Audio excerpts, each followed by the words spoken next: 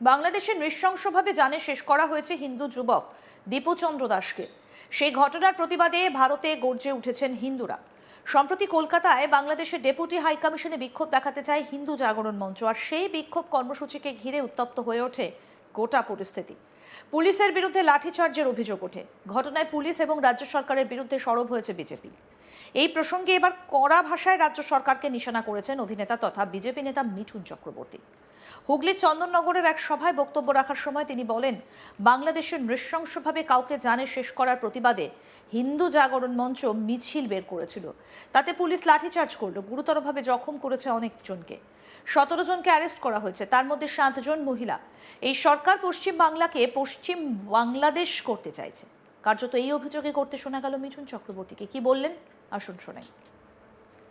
বাংলাদেশে নৃশংসভাবে কাউকে মারার জন্য হিন্দু জাগরণ মঞ্চ একটা প্রতিবাদ মিছিল বার করেছিল। তাতে পুলিশ লাঠিচার্জ করলো, গুরুতরভাবে জখম করেছে অনেকজনকে। 17 জনকে অ্যারেস্ট করা হয়েছে, তার মধ্যে 7 জন মহিলা।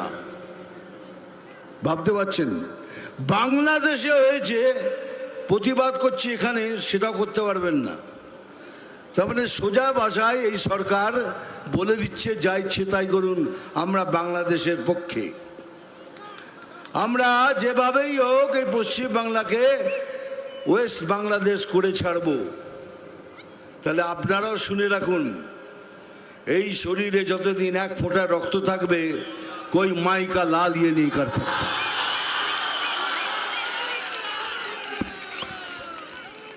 আর সেদিন আসছে, খুব তাড়াতাড়ি আসছে। আপনাদেরও বলে রাখি, যে যেভাবে আপনাদের সাথে ব্যবহার করবে ঠিক সেইভাবে তাদের ব্যবহারের উত্তর দেবেন। তা না হলে এরা সোজা হওয়ার লোক নয়। এরা তো দুর্নীতি করবে।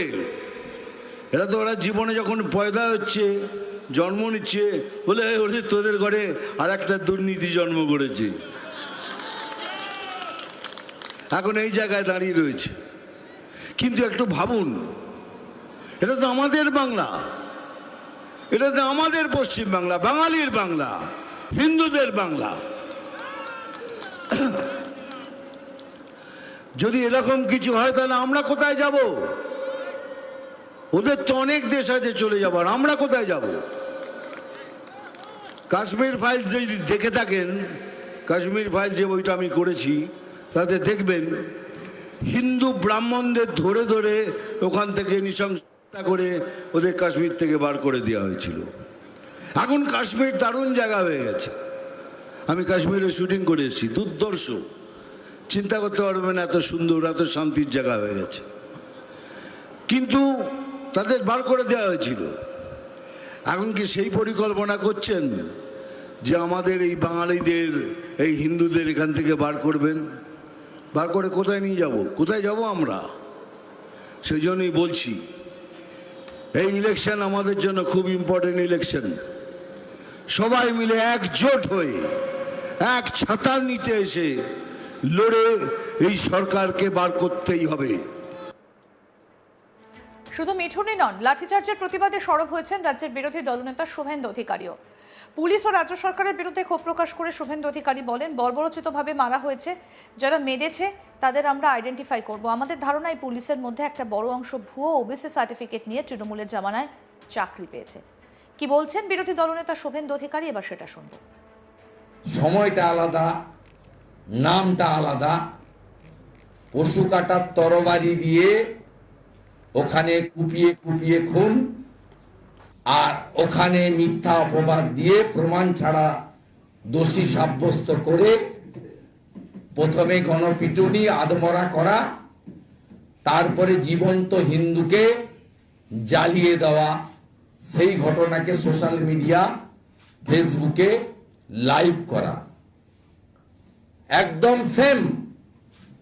পুলিশ আরো বলেছে, আমরা তো ধুলিয়ান শামশেরগঞ্জের ঘটনায় ব্যবস্থা নিয়েছি, চার্জশিট দিয়েছি, কোর্টে মামলা বিচারাধীন।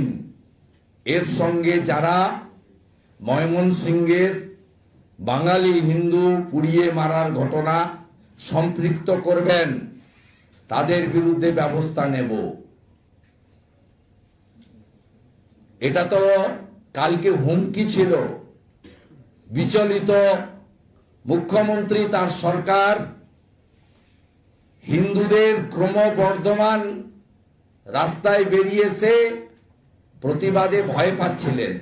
তাই আজকে বর্বরচিতভাবে মারা হয়েছে। আমরা ভিডিও দেখে এই পুলিশগুলোর নাম আইডেন্টিফাই করব।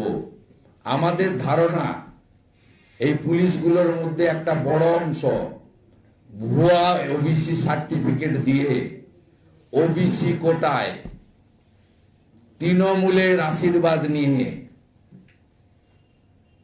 এই আগামী বিগত 8-10 বছরের মধ্যে চাকরি পেয়েছে। যে ধরনের টার্গেটেড লাঠি মারা হচ্ছিল, যেভাবে লাল বাবা মহারাজ সহ গেরুয়া বসন পরা, ধুতি পরা, পাঞ্জাবি পরা, গলায় রুদ্রাক্ষের মালা, কারোর জটা, কারো মণ্ডিত মস্তক, তাদেরকে নিরস্ত্র সাধুগুলোকে যেভাবে পেটাচ্ছিল, এতে পরিষ্কার হয়ে গেছে এই লাঠিটা শুধু পুলিশ তার কর্তব্য পালনের জন্য মারছে না। যারা এই ঘটনা ঘটাচ্ছেন তাদের মধ্যে অন্য কোন প্রবৃত্তি লুকিয়ে রয়েছে, কোন হিডিং এজেন্ডা রয়েছে। আমরা এটা ছাড়ব না। আগামীকাল বিভিন্ন সনাতনী সংগঠন, হিন্দুরা বাংলাদেশ পশ্চিমবঙ্গ বর্ডারের বিভিন্ন জায়গায় কোথাও 1 ঘন্টা, কোথাও 2 ঘন্টা অবরোধ করবে, সিম্বলিক অবরোধ হবে। 26 তারিখে আরো বেশি সংখ্যা নিয়ে আজকেই ডেপুটি হাই কমিশনারকে তৃতীয় চিঠি পাঠিয়েছি। As a leader of opposition আমাকে মিট করতে দিতে হবে সেকেন্ড হাফে। আমি রেসপন্স পেলে গুড, রেসপন্স না পেলেও যাব। সমগ্র হিন্দু সমাজকে 26 তারিখে আমাকে যদি অ্যালাউ করে আমি একাই মুভ করব। আমাকে যদি অ্যালাউ না করে আপনারাও আমার সঙ্গে আসবেন। আমরা এদেরকে শান্তিতে এই ডেপুটি হাই কমিশনার সহ বাংলাদেশের মুসলমানদের হিন্দুস্থানে বঙ্গভূমিতে শ্রী চৈতন্যদেব স্বামী বিবেকানন্দের মাটিতে, স্বামী প্রণবানন্দের ভূমিতে, ডক্টর শ্যামাপ্রসাদ মুখার্জির তৈরি করা বাঙালি হিন্দুদের হোমল্যান্ডে আমরা সুস্থভাবে তাদের কাজকর্ম করতে দেব না। আরো আপডেট পেতে দেখতে থাকুন আজ তাক বাংলা। সাবস্ক্রাইব করুন, নোটিফিকেশন পেতে বেল বাটন অপশন প্রেস করুন।